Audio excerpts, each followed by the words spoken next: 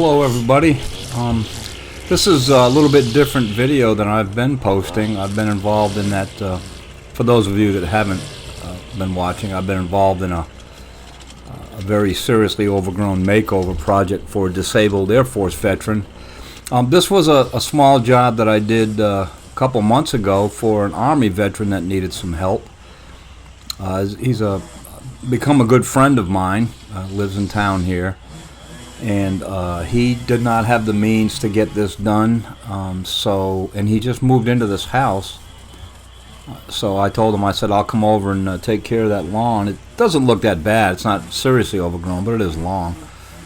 And there's going to be some work to do out in the backyard around the property line at some point. But for right now, I just kind of trimmed it up, cut it up, and got it looking nice for him. So it's a little bit different video. It's just a kind of a regular lawn care job, if you will. Like I say, he's become a good friend, and he just didn't have the means to get this done.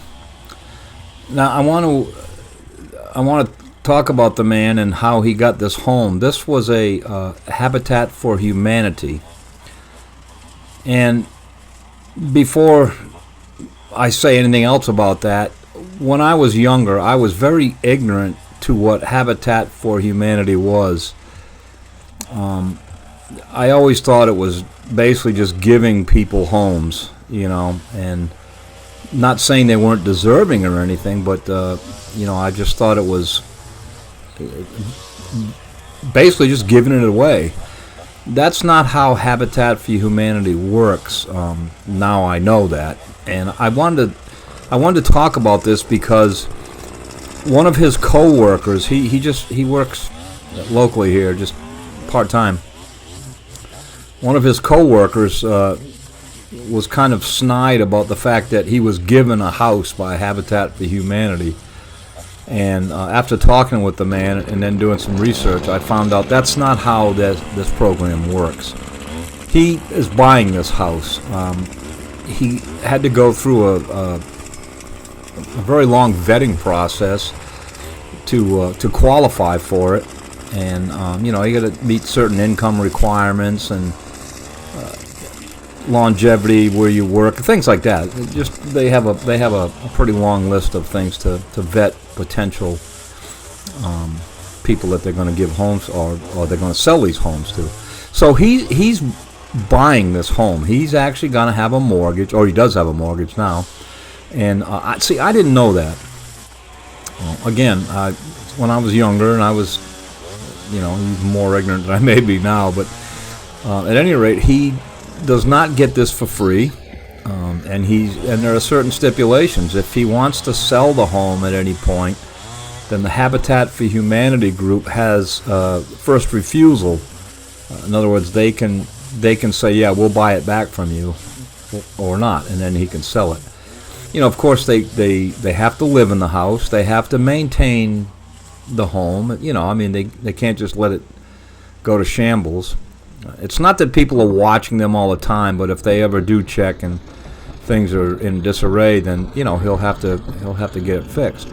And one of those is the yard care. You know, in these neighborhoods that have these homes, there's about 4 of them, you know, in town here that I know of, and every one of them, people maintain them beautifully. You know, trim lawns and neat. And this man is going to be that way. He's an Army veteran. Everything is going to be dressed for this gentleman. So, but anyway, he has a mortgage. You know, it's a low interest mortgage, and it's you know, I'm not sure what the price of the house is, but he actually owns the land and the home, or is paying on it. So he wasn't given anything. He qualified for a program where he got you know, a lower rate and, you know, lower price for the house and such. So good for him. I couldn't be more pleased. I don't know of anybody that would be more deserving than this gentleman. So I just wanted to get that out right away because, like I said, one of his co-workers made a snide comment about, yeah, you're just giving you a home, and that's just not how it works. So now I know that too, and, you know, not that I would make a statement like that. You know, people are deserving of something, then fine. So anyway, they built a nice little home, a nice little shed out back, and a nice piece of property. He lives. It's kind of a neat neighborhood. If you look straight out to the front of the house, you can just see a little building, or to the left now, there's a big brick building. Well, that's a bakery, and it always smells so nice over there. In fact, you can actually smell it some days from my house. I don't live in this neighborhood, but you can smell it from my house some days, the bakery. It just smells so nice over there. So anyway, he's got a nice place, and I told him that I would, as a homecoming gift, or not homecoming, but housewarming gift, that I would take care of his yard care for a year, so for free. So that's what I'm going to do. Like I said, it's a small yard, and got a chance to use my regular mower.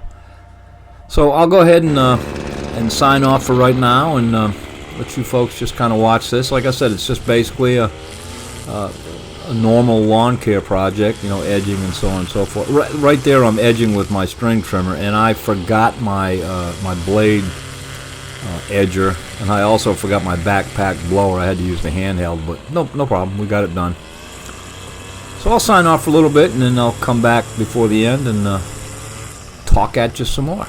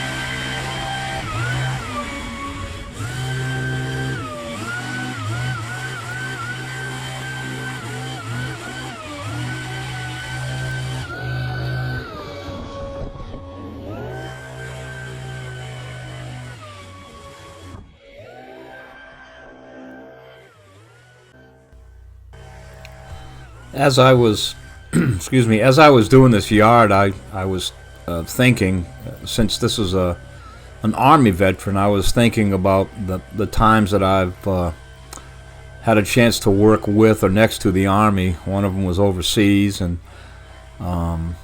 then, of course, I was a weapons instructor in the Air Force, combat arms training and maintenance, they call it. We were responsible for the training of all the folks in the Air Force on the base I was at, training them in the use of everything from a 9mm pistol, which they've since gone to Sig Sauers, but the 9mm pistol up to the 50 cal machine gun. And it was a great job, but we got a chance to train some Army Guard personnel, and they were super good. But we also used to go over to, I'm in eastern North Carolina at Seymour Johnson Air Force Base is where I was stationed before I retired. And when we would go shoot the heavy weapons, the machine guns and 50 cals and stuff, we would actually go over to Fort Bragg, which is in Fayetteville, North Carolina, and spend the day over there on their ranges, and which was really I miss that. It was a lot of work, logistical work. You know, they had to load everything up in trucks, and it was a hard working day, but it was an enjoyable day to me. And I think the people that we trained enjoyed being out there in the open air and firing guns. But anyway, I just got thinking about that as I was doing this yard, and this gentleman and I have talked about how the different branches of service, there's always this kind of, the Air Force is better than the Army, Army's better than the Air Force, Navy's better than the Army, that sort of thing. Those things are, and a lot of times they turn into arguments. People, bagging the Army, people bagging the Air Force, and vice versa. Air Force talking bad about the Army. But when I was overseas and worked with some of the Army folks, that stuff just goes away, and you become one team, which we basically are. It was a lot of fun. I enjoyed it. My brother was 82nd Airborne in the Army. And I've told my regular viewers that before. So he, and every time I go to Bragg, I drive by the 82nd compound and think of my brother Jim. But anyway, Army, Air Force, doesn't matter. Service is service. Service to country is service to country. Firefighters, police, especially nurses, healthcare workers. I mean, the list goes on and on. It's not just military. And thank God I've become smart enough to realize that. Everybody talks about military, they deserve this and that, but there are a lot of people out there in a lot of different vocations and professions that are serving our country. And the way I look at it goes right down to the individual that's serving you a hamburger at a fast food joint. I mean, to me, everything is important. Every job is important. If it wasn't important, we wouldn't have it. And, I never look down on, what some people may consider menial jobs. And because a job is a job is a job, or be it a vocation, a profession, or just a part-time job to make ends meet. It's all important to me. And to the people that are doing it, I mean, they're providing a service. Lest we not forget that, when you want a quick meal or something, you're hungry, that's, you go to a burger joint, or you go to a grocery store and the cashiers are checking you out. And it's all important. I don't, I try not to, I'm military through and through, spent most of my life in the military, but I try not to be so narrow-minded that I forget about all the other vocations and people serving our country out there. My sister-in-law is a nurse. I have a few good friends that I went to school with years ago that were nurses in their careers. So then I've had I've had about 5 operations since I've retired. So I count on the nurses. So anyway. It all counts. It all counts, regardless of who you're serving and what you're serving. It all counts. It's all important. That's the way we should all look at it. we shouldn't. I won't say we. I don't want to ever get to the point where I think that my life's work or my vocation or profession or chosen career is any better than anyone else's, because it's not. It's in addition to everyone else's. We all serve. So that's my moral stance for the day, I guess you'd say. I get on these soapboxes every now and then. I think with age, you start to realize these things. And we've been blessed with a great retirement from the military, and I certainly don't turn my nose up at that. It's well worth it. So we'll let this video finish out, and I will see you on the next video. Again, this is a project for a man that was just didn't have the means to get this stuff done right now. He doesn't have mowers and stuff like that. So for my regular viewers, you recall that I've taken two mowers that were just left abandoned at the property that I'm working at.